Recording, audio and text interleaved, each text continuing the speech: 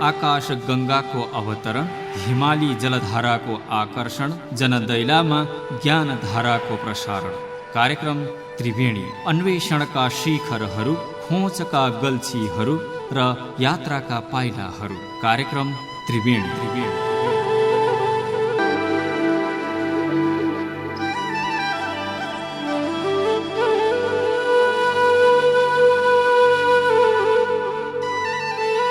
उपरान्त टक्सार पनि चोखो चलाउनु, अदालतमा पनि ठकुरी जाँची दिष्ठा राख्नु, मगर जाँची विचारी थाप्नु, कचहरी पिछे एक एक पण्डित न्यायशास्त्र बमोजिम अदालत चलाउनु, अदालतका पैसा दरबार भित्र नहाल्नु, फकीर फकीडा अतीत जोगी सन्यासी ब्राह्मणहरू यिनैलाई दक्षिणा भोजन चलाइदिनु, उप्रेका पैसा दक्षिणा चलाई धोती रुमाल चलाइदिनु। यसो भया असत्यको दोष लाग्दैन, खानी भयाका ठाउँमा गाउँ भया पनि गाउँ, अरू जग्गामा सारिकन पनि खानी चलाउनु, गरो बन्या जग्गामा घर भया पनि घर, अरू जग्गामा सारी कुलो काटी खेत बनाई आवाज गर्नु।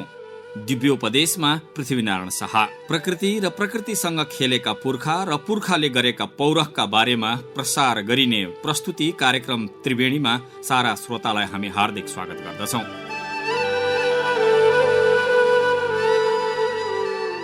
आजको प्रस्तुतिमा हामी हाम्रा पुर्खाले गरेका साहस पुरुषार्थ र उनीहरूले बोलेका शब्दको उचाइका बारेमा केही सामग्री प्रसार गर्नेछौँ। राष्ट्रिय शक्तिको स्रोत पृथ्वीनारायण शाहका दिव्य उपदेश। मूर्तिमा समेत तेजिलो आभा, तस्विरमा तीक्ष्ण शक्तिको प्रतीति, सिनित्त परेको चुस्त शरीर, चोर औँलो ठड्याएर एकता र अर्जुन दृष्टिको चेत दिने उपस्थिति, शिरमा श्रीपेज कोट रहित वस्त्र परिधान, नेपाली मूल पोसाकको पहिचान, दौरा सुरुवाल पेटी र चुच्च परेको जुत्तामा इतिहासबाट आएको नेपालीपनको छरितो शैली उनमा देखिन्छ। गतिशील देखिने पृथ्वीनारायण शाहको जीवन आकृति, कतै जान तीव्र गतिमा अघि बढे जस्तो चाल डाल यी गतिका सूत्रधार रहेछन्। उनको दृष्टिले एसियाको मुक्ति देखेको थियो, उनको शक्तिले नेपाली माटो जागेको थियो, ज्योति समान तेज भएर उठेको थियो।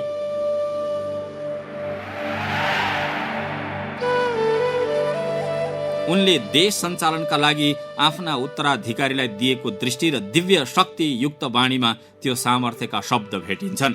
नेपाली लेखोटमा यति चोटिलो, यति तेजिलो र शब्द शब्दमा शक्ति भेटिने अर्को कुनै लेख छैन।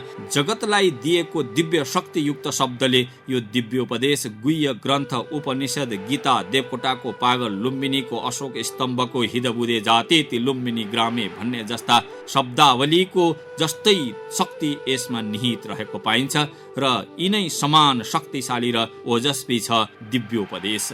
यति उच्च ताप, राप र नापको लेखाइ अरूले दिएका छैनन्। महाकवि देवकोटाले मुना मदन बाहेक अरू मेरा कृति जलाइदिए पनि हुन्छ भने झैं पृथ्वीनारायण शाहको दिव्योपदेश पढ्ने र त्यही बमोजिम चल्ने हो भने देशका अन्य संहिता विधान हटाइदिए पनि हुन्छ। यो दिव्योपदेश नै नेपालको प्रथम र अन्तिम संविधान जस्तो लाग्दछ। यसैलाई आधार मानेर अरू कानून बनाए पुगिहाल्छ।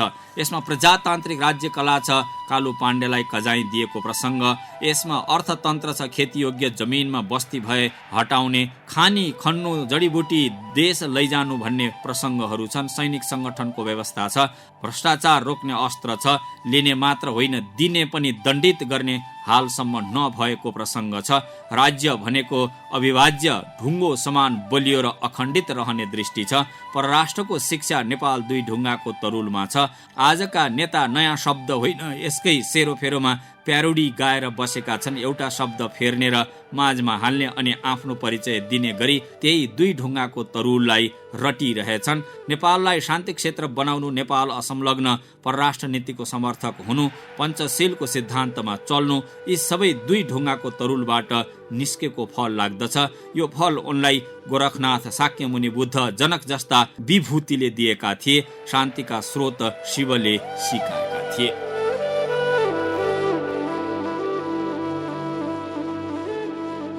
देशको चोखो इतिहास यसैमा छ। यो देश असली हिन्दुस्ताना रहेछ, लगायत यसमा राष्ट्र बोल्ने अनल रूपी आवाज अङ्कित छ। यसैले पनि कतिले दिव्योपदेश पढ्नै सक्दैनन्। देशघात गर्नेहरू त यो पुस्तक छुनै सक्दैनन्। यो त राष्ट्र धर्मको वेद हो, गीता हो। यो नपढी देश देख्दैन, छुँदैन, बुझ्दैन। ऊ नेपाली पनि हुन सक्दैन भए पनि शक्तिशाली नेपाली हुँदैन। नाता नागरिकताले नेपाली भए पनि ममताले ऊ नेपाली रहन सक्दैन। यो भूमिको उचाइ, पुण्य र परमार्थ उसले बुझ्न सक्दैन। पृथ्वीनारायण शाह र उनका विद्वत सहयोगीले दिएको अर्ती भरिएकाले यो यति ऊर्जाशील भयो, गीता समान उपल्लो भयो, दिव्य भयो। यो नेपाली भाषाको भागवत गीता हो।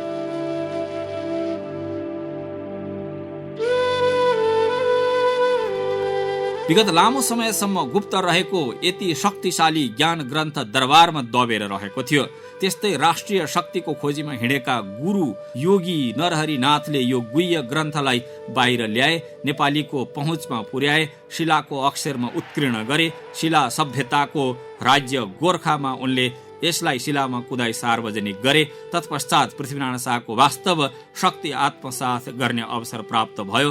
दिव्योपदेशको पठन पाठन गर्दा तत्कालीन गुरु शशिधर उपाध्याय लगायत नारायण शर्मा अर्ज्याल, भानुभक्त जैसी लगायतका विद्वानका साथै यसको महिमा जानेर चिनेर उत्खनन गर्ने योगी नरहरिनाथलाई स्मरण गर्नु सान्दर्भिक ठहरिनेछ।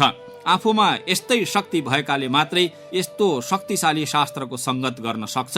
योगी नरहरिनाथ, महाकवि देवकोटा जस्ता व्यक्तिको उचाइ उनीहरूकै ऊर्जा र शक्तिको उपलब्धि हो, निरन्तरता हो। जो जति शक्ति सम्पन्न छ ऊ त्यति नै माथि पुग्न सक्छ। राष्ट्रिय उचाइमा उपल्लो बन्ने हो भने उनको दिव्योपदेश पढ्नै पर्छ। यो नपढी त्यसै उनको विरोध गर्नेहरू ऊर्जाहीन हुन्, निभेका चुला हुन्, ताप नभएका अगेना हुन्। खरानीका खात, निर्वाण पछिको दियो, निराजन पछिको अँध्यारो, यस्ता अँध्याराका प्याराले पृथ्वीनारायण बुझ्ने र सहने कुरै भएन। यी त अँध्यारामा देश च्याप्प चुप्प पारेर लाभको लामो हात पसार्ने लोभी पापी मात्र हुन्।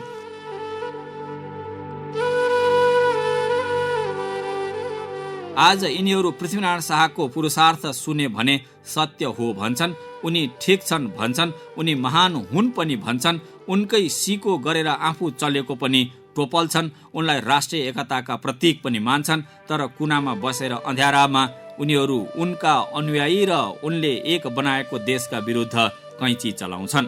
उनलाई राष्ट्रका निर्माता भनौँ, उनको सम्झनामा एकता दिवस मनाऊ, उनको दिव्यतालाई राज्य सञ्चालनको नेपालवाद बनाऊ, संविधान नै मानौ भन्दा सार्वजनिक स्थलमा हुन्छ भन्छन्। म यसमा 100% सहमत छु पनि भन्छन्। गर्नै पर्छ भनेर जोड दिन्छन्। तर गर्नुपर्ने बेला आएपछि लुला लङ्गडा बनेर धङधगाउन थाल्छन्। अँध्यारामा चुपचाप बस्छन्, लुक्न पुग्छन्, बेपत्ता हुन्छन्। यसमा आयातित अर्तीको हात रहेको छ भन्ने प्रश्न देखिन्छ। कतिपय मानिसहरू उनको योगदानलाई बुझ पचाएर पनि आफू चर्चित हुन र आफ्ना कुराहरू अर्काका अगाडि ल्याएर देखाउँदा यो विद्वान रहेछ भन्ने देखाउन पनि बाङ्गा टिङ्गा शब्दहरू प्रयोग गरिरहेका छन्। वास्तवमा उनको देन राष्ट्र हितका लागि भन्दा बाहिर थिएन। उनका अघि गर्न नसक्ने पृथ्वीनारायण शाहको ऊर्जा अघि बत्तीको पुतली झैं हुने, तर अँध्यारोमा काल पुरुष भएर हिँड्ने निशाचरले गर्दा पृथ्वीनारायण शाहको ऊर्जा देशमा बस्न, बढ्न र प्रयुक्त हुन पाएको छैन।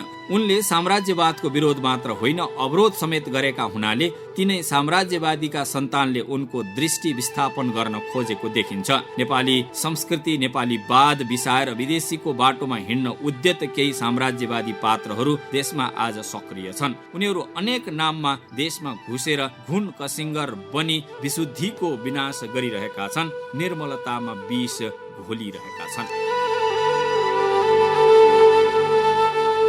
यो देशको वास्तवको जग हाल्ने, नेपाललाई सबल नेपाल बनाउने, सबैको साझा राष्ट्र बनाउने महान स्रष्टालाई उनीहरू सराप गरेर हिँडेका छन्। मुलुकको माटो र जनतालाई जोडेर राष्ट्रिय एकता गर्ने अभियानतालाई अनर्गल आरोप गर्दैछन्, जसले यो देशलाई राष्ट्र बनायो, बलियो ढुङ्गो बनाई बचायो, छिमेकी छिया छिया हुँदा यसलाई अक्षय बनायो। उसको नाममा देशको दिवस हुनु छ, राष्ट्रको उत्सव हुनु छ, देशवासीको मूल पर्व हुनु छ। ऊ नभएर अरू कोही भएको भए पनि यो परम्परा र यो त्याग अनि यो तपस्यालाई सम्मान गर्नु छ। यो छिन्न पार्नु भनेको देशघात गर्नु हो, माटोको पहिचान मार्नु हो।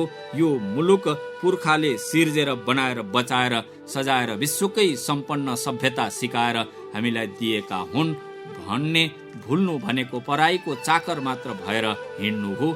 आज उनका अनुजहरू, सन्तानहरू, आत्मजहरू गलत बाटोमा गए अन्तै भए भने पनि उनको योगदान बिर्सनु हुँदैन।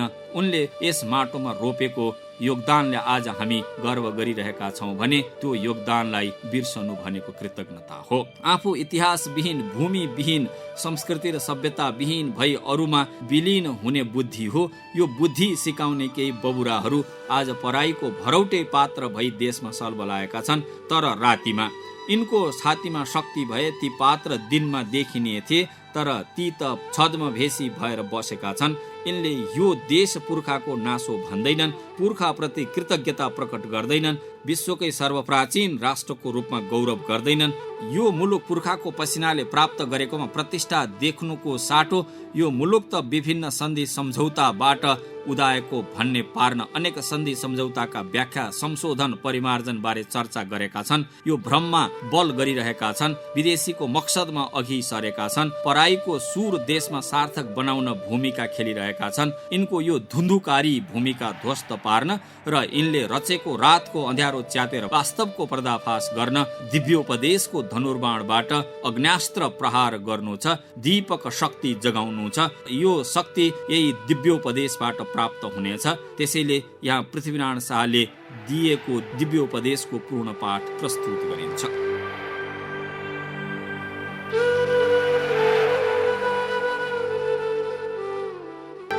पृथ्वीनारायण शाहको दिव्योपदेश।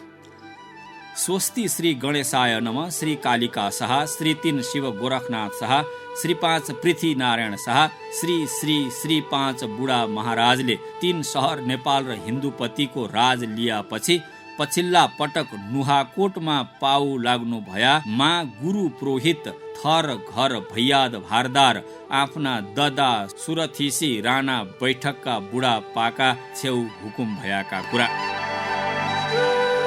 बुढा मरे भाखा सरै भन्छन्, तिमीहरू सबै छौ सुनाइ गयाको भया तम्रा सन्तानलाई सुनाउला र तम्रा सन्तानले हाम्रा सन्तानलाई सुनाउन् र यो राज्य माथि खानन्। उपरान्त हाम्रा मुमाहरू 3, हामी 3 खोपीका 5 पाण्डवको अवतार भएका थियो। मेरो विवाह मकवानपुरमा भएको थियो।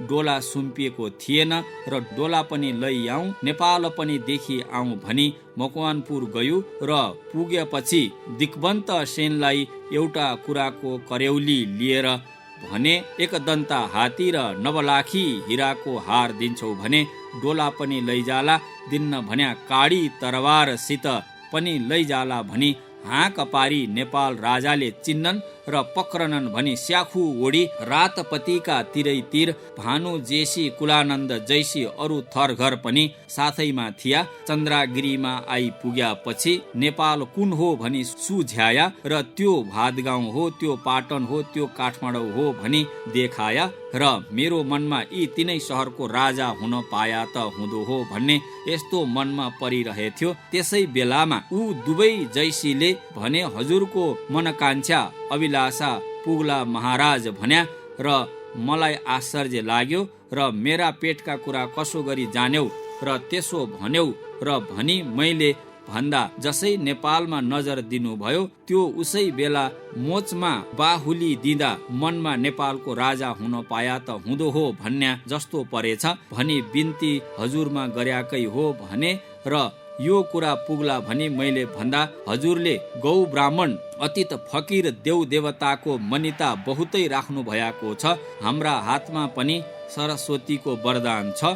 हजुरलाई नेपालको राजा वश्य हुनै छ भनेर थानकोटको ठुलो भन्ज्याङ काटी रात दिन गरी कलहारी घाट तरी धादिन उक्ल्यौ र च्याप्याको खावा लिगलिगको आड गरी राखेका मेरा 3 वीर छन्। तिनलाई बोलावटको रुक्का लेखन जैसी भन्दा तिनको नाउँ के हो भनी सुधाया र रणजित बस्न्यात मानसिंह रोकाय वीरभद्र पाठक मैथीमा रात दिन गरी आइपुग भनी लेखी पठाया र आइपुगे। तीन छेउ एकान्त गर्या भने दिगवन्त सेनसित हाँक दिए आज्ञा नेपाल पनि देखी आया। हान्नाको मनसुब पनि राखी आया। तिमीहरू क्या भन्छौ भनी मैले भन्दा हान्नु हवस महाराज भने र सल्लाह दिया। र मैले भने म जसै अर्काको क्षेत्र भङ्ग गर्न त जान्छु, मेरो क्षेत्र भङ्ग गर्न अर्को आयो भने कसो होला भनी मैले भन्दा हजुरका हात्ती हौवा यी 22-24 आयो भन्या। चेपियामा रगतको नदी बगाउला महाराज भन्या।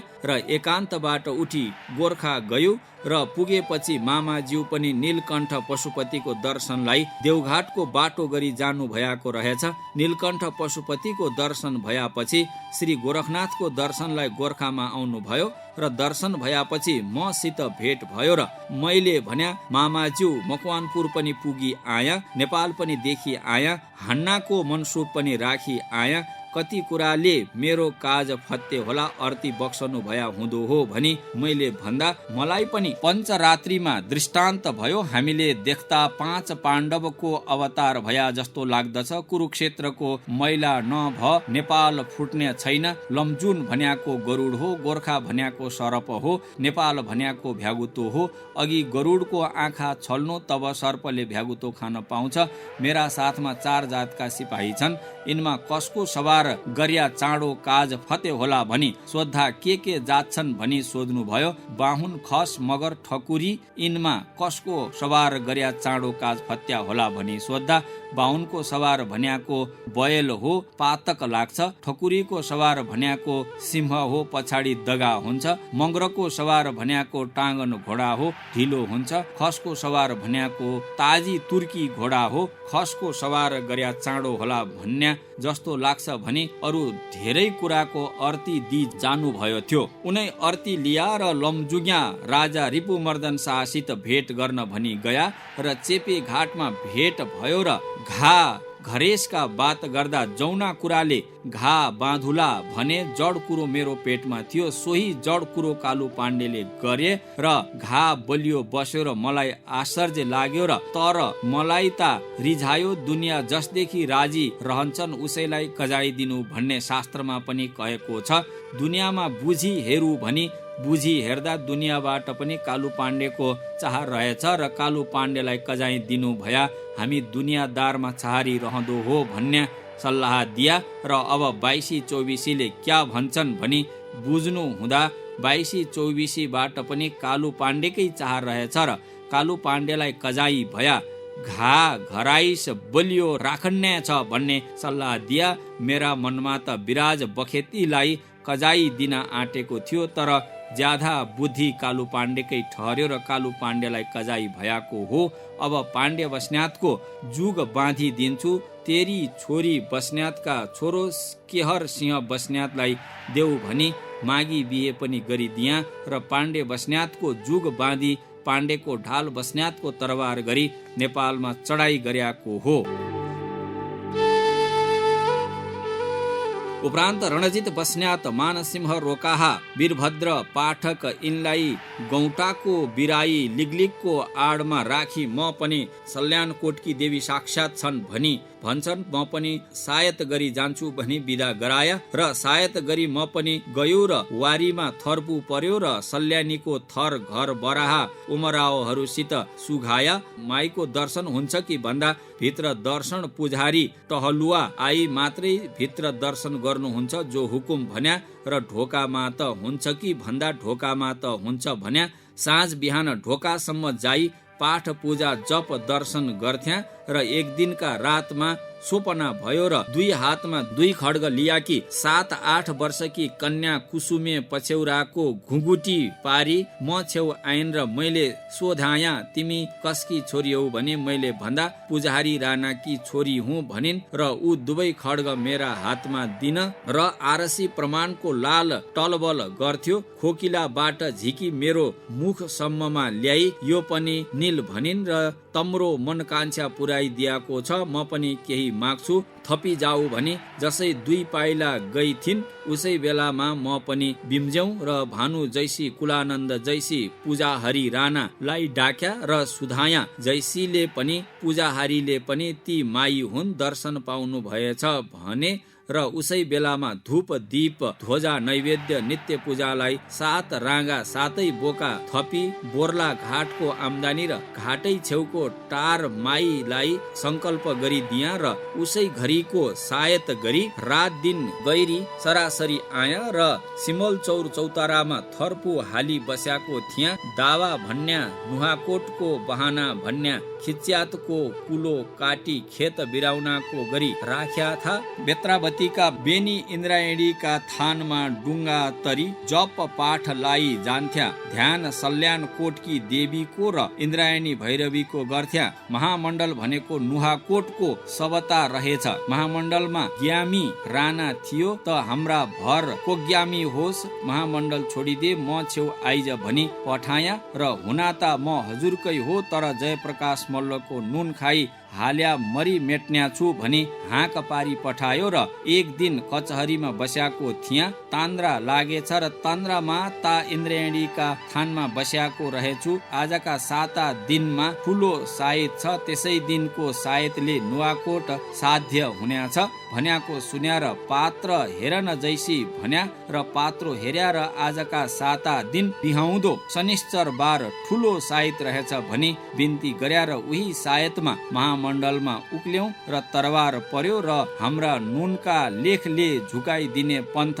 12 वर्षमा मेरा भाइ मर्दन शाहले जेठो तरवार राणाको थाप्लामा हाल्यो र नुहाकोट साधे गरी बढाई गर्यौ र ककनी शिवपुरीमा ठाना हाली मुर्चालाई राख्या थियौं मलाई परशुराम थापाले नेपाल हान्न आऊ भने हात लिई राख्या थियो आफ्ना भाइलाई लाख बिखी पुर्याउनु 22-24 उठाई पछाडि हान्नु भनी पठाएछ मैले थाहा पाएर कहाँ पुग्याको छ भनी सुधाया र पोखराको हटियामा डेरा गरी बस्याको छ भनी सुन्या र त्यसलाई बैठ्याई आउन को सकौला भनी सल्लाह गर्दा कसैले पनि ठहराउन सक र मैले भन्या झागल गुरुङ सक्ला भनी डाकी अराई मेरा कम्बरको कोता खान दिया र गयो र पुगी गाइनेको भेष गरी हातमा बल्छीको टाँगो ली काखीमा सारङ्गी च्यापी 2-4 धार्नीको सहर लैगी अरू उसका लस्करहरू भात खान्या बखतमा अवसर हेरी बैठाई आयो र पछाडि शुद्ध गरी नेपाल खोल्याई पूर्व पश्चिमका दुनिया हात गरी नेपाल लिया था।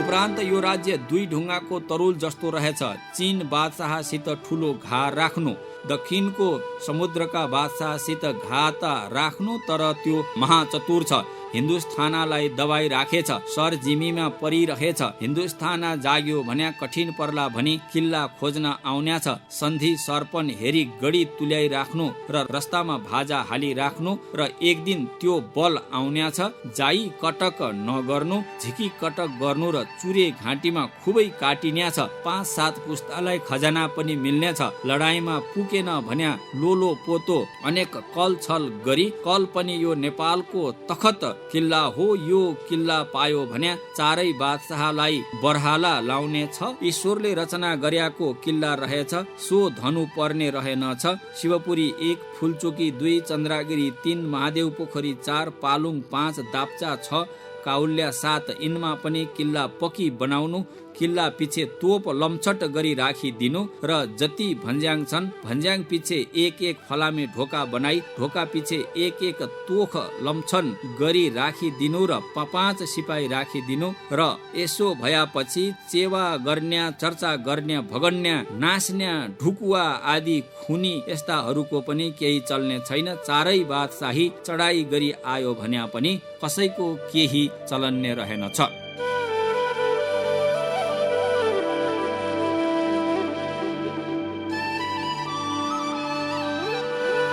उपरान्त राजा रामशाले बाँध्याको थिति पनि हेरिसके राजा जय थिति मल्लले बाँध्याको थिति पनि हेरिसके राजा महेन्द्र मल्लले बाँध्याको थिति पनि हेरिसके ईश्वरले दियो भन्या म पनि यस्ता बन्देजको 12,000 थिति बाँधी जाला भन्ने अभिलाषा थियो। पूर्व पश्चिमको रस्ता बन्द गरी नेपालको रस्ता चलाई दिउँला, आफ्ना अनाजात विशेषको कर्म गर्नु भन्ने बन्देज गरी जाला। यो 3 सहर भन्याको चिसो ढुङ्गो रहेछ, खेलखाल मात्रै ठुलो रहेछ।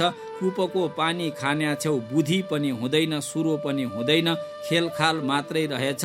मेरो मनसुबा त दहचोकमा दरबार बनाउला र चारै दिशा थर घरको गुरु पुरोहित भैयाद भारादार मिर उमराउको घर बनाई छुट्टा दरबार बनाउला र यी 3 सहरमा दरबारबाट सोख सयललाई मात्रै जाला भन्ने यस्तो अभिलाषा थियो।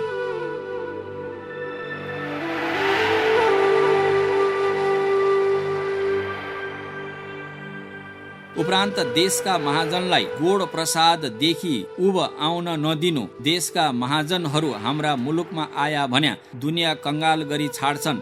हामीले च्यागा पागालाई 3 सहर नेपाल र 9 लाख किरायत र हिन्दुपतिको राज आर्ज्या थियौं। देशका कपडा लाउनलाई मनाही गरिदिनु, आफ्ना देशका कपडा बुन्न जान्नेलाई नमुना देखाई सघाउनु र बन्न लगाउनु। यसो भया नगद विदेश जाँदैन। आफ्ना देशको जिनिस जडीबुटी देश लैजानु र नगद खैचनु, नगद खैची राख्नु र प्रजा मोटा भया दरबार बलियो रहन्छ। राजाका भण्डार भन्याका रैतानहरू हुन्। मुलुकमा इजारा पनि नदिनु, सरकारबाट अमानित राखी तहसिल सखारिया राखी साल बसालको कच्चा लिनु। क्या चुनी सिपाही भया, क्या भई भारादार भया, यिनलाई दौलत कमाउन नदिनु। आदमी हेरी हुर्मत मात्रै राखी दिनु। क्या नभनौला, दौलत भयाकाले तरबारमा पसी मर्न मार्न सकैनन् र हरिपको चमक हुन्छ। सिपाही भई भारदारले सोख गर्यानन् भन्या चारै खुटमा मेरो तरबार ओजनै छ। सोखमा पस्यो भन्या मेरा साना दुखले आर्जाको मुलुक होइन, सबै जातको फुलबारी हो, सबैलाई चेतना भया। यो फुलबारीको छोटा बडा चारै जात 36 वर्णले यो असली हिन्दुस्तान हो। आफ्ना कुल धर्म नछोड्नु, फामिनको नुनको उद्धार गर्नु, कालु कबरदारका सन्तानलाई कबरदारी नछुटाउनु, दक्षिणको घा शिवराम बस्न्यातका सन्तानलाई नछुटाउनु, भोटको घा कालु पाण्डेका सन्तानलाई नछुटाउनु, पाण्डे बस्न्यात पण्य भैयाद मङ्ग्रलाई मरा तप दिँदा आलो पालो गरी खान दिनु। यी मेरा नुन गुणका सोझा सेवक हुन्। यिनीहरूको जीव जाग्या विराम गर्या पनि आफूले नमार्नु, बरु मरा तप दिएर लडाईँमा झोसी दिनु र जीव जोगाई आयो भन्या बढिया भयो, मरि गयो भन्या आफूले मार्नु, अर्कैबाट मारिदियाको बढिया हुन्छ। तब राजाले सेवकलाई घरमा नमार्नु, तब राजाले ठुलो निया निसाफ हेर्नु, अन्याय मुलुकमा हुन नदिनु। निया निसाफ बिगार्न्या भन्याको घुस दिन्या र घुस खान्या यिन दुईको त धन जीव गरी लियाको पनि पाप छैन। यी राजाका महाशत्रुर हुन्।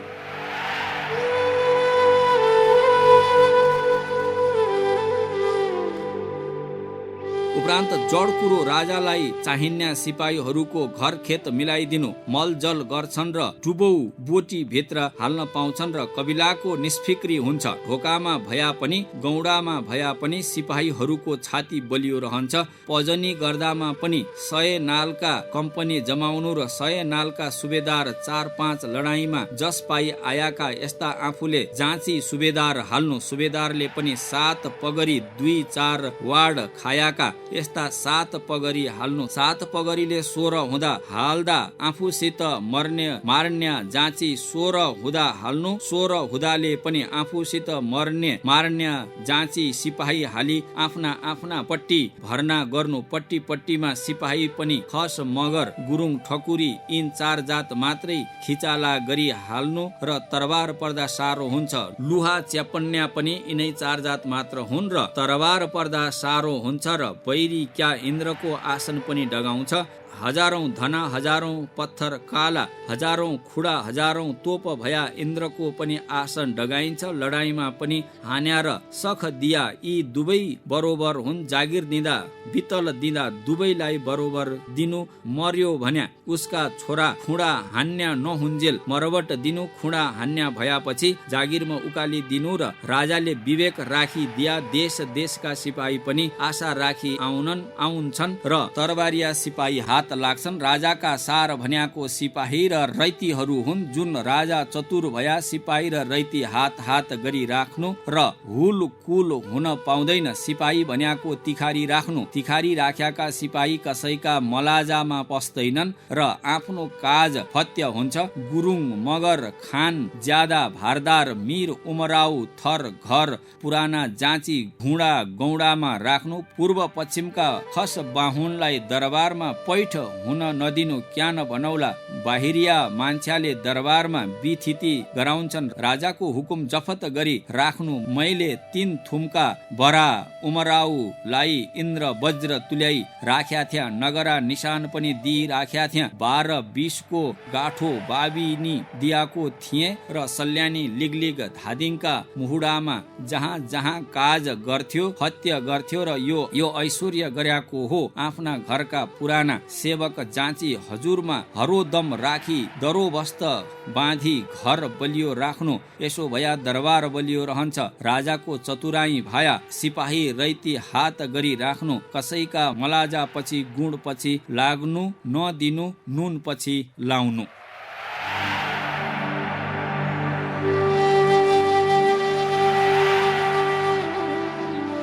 उपरान्त टक्सार पनि चोखो चलाउनु। अदालतमा पनि ठकुरी जाँची दिष्ठा राख्नु। मगर जाँची विचारी थाप्नु।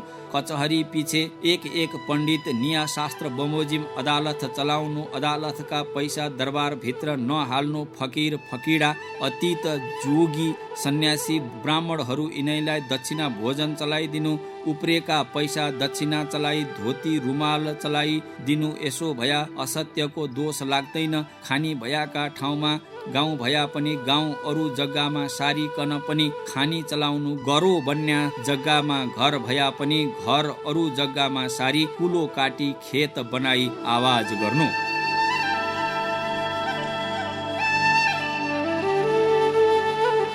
उपरान्त केही बेलामा हात दिनामा पस्यार मलाई झिकाया र पछाडि दगा दिया र महादुष गरी पछाडि शुद्ध गरी नेपाललाई मर्चा लगाया था। जयप्रकाश मल्लका मतलबलाई दक्षिणबाट नागा झिकाया र नेपालभित्र पस्न नदी 7 गाउँ भित्रैमा मिजाया। काश्मीरी खान नवाफ मकुवानपुरमा चढ्यो र 6-20 खुँडाले काटी चर्काई सिबाना कटाई आया। 3-4 पल्टन लिएर सिधुली गढीमा हाँडी साहेब चढ्यो वा वाही पनि काटी पत्थर काला च्यापी ल्याया र लखनैबाट 3 मुसलमान मेरो चाकरीलाई नुवाकोटमा पिछा पारी आएका थिया। यिनै बन्दुकको तुल कलायत तिनै मुसुरमानले जान्याको रहेछ र शेख जर बर मम तकी भेसान्सी तिनै जनालाई अजिटनी दिया र तिलङ्गा सधायाको हो। नेपालको किताब हेर्दा तुर्काना मङ्गरात मुङलान हुन्या रहेछ।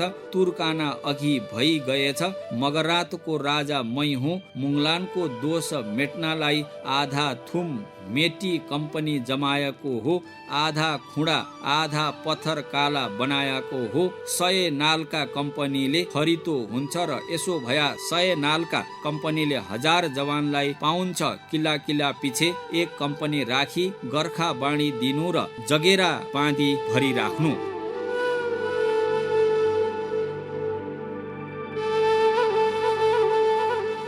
उपरान्त मलाई एउटा कुराको सधैँ लागिरहेछ। कुन कुरो भन्या मुङलाना नजिकै रहेछ। त्यस जग्गामा छोकडा पत्रिया रहेछन्। चित्रकार भर्याङका कोठामा ढोलक सितार राग तानमा भुल्लन। राग तानमा बडो ठुलो मोह हुन्छ र दौलत पनि खोलिन्छ। देशको भेद पनि तिनैले लै जान्छन् र हरिफले दगा गर्छ। रागको अभ्यास पनि कसैले नगर्नु। 3 जातलाई पहाड आम अदरफ पनि कसैले नखोल्नु अथवा फागुलाई 1-2 गरी झिकी चाँडै बिदा गराइदिनु र देशको भेद पनि पाउँदैनन्। आफ्ना सोख सयललाई ता शास्त्र बमोजिमको तिनै सहर नेपालको नेवारहरूको नाच झिकाई हेर्या पनि हुन्छ। इनमाता दियाको पनि आफ्नै देशमा रहन्छ। यसो भया आफ्नो देश गमन रहन्छ। स्रोत नेपालको राजनीतिक इतिहास। लेखक पीताम्बरलाल यादव।